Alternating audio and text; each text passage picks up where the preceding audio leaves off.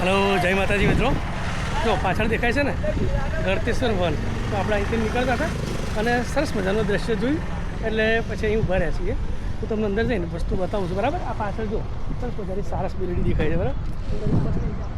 આખું દ્વાર છે ગળતેશ્વર વન. જંગલ ખાતાના દ્વારા આ સાઇટ ડેવલપ કરવામાં આવી હોય એવું લાગે છે. ચલો આપણે અંદર જઈશું.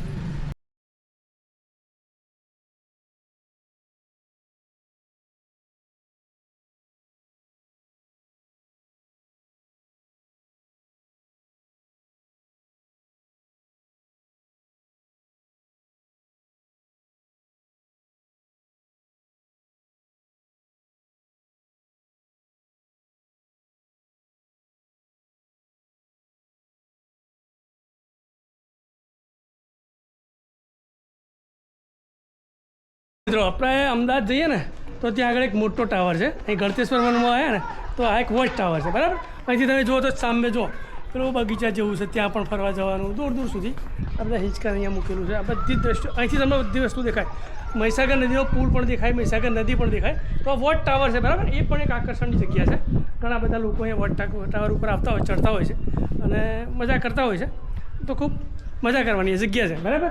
મજા આવી બકા? હા હા. ક્યાંથી આવ્યા તમે? કઈથી? ધુળેટાથી. મિત્રો આખો તમને આ જે પાર્ક છે ને બતાવીશ ને તો ઘણો બધો લાંબો વિડીયો થઈ જશે, એટલે શોર્ટમાં મેં તમને અમુક 2-3 ભાગો બતાવ્યા છે. બાકી તમારે અહીંયા રૂબરૂ જ ફરવા માટે આવવું પડશે, બરાબર. ડાકોર આવો, ગળતેશ્વર આવો તો આ ગળતેશ્વર પાર્ક છે, તમે ત્યાં આગળ આવી શકો. તો મિત્રો આજના વિડીયોમાં તમને ગળતેશ્વર ખાતે આવેલા ગળતેશ્વર વનની વિઝિટ કરાવી, બરાબર. વિડીયો ખૂબ ગમ્યો હશે. ગમ્યો હોય તો લાઇક કરજો, કોમેન્ટ કરજો અને શેર પણ કરજો. જે મિત્રો ફોલો ન કરે ફોલો કરજો. ફરીથી મળીશું કોઈક નવા જ વિડીયો સાથે. ત્યાં સુધી જય હિન્દ, જય માતાજી.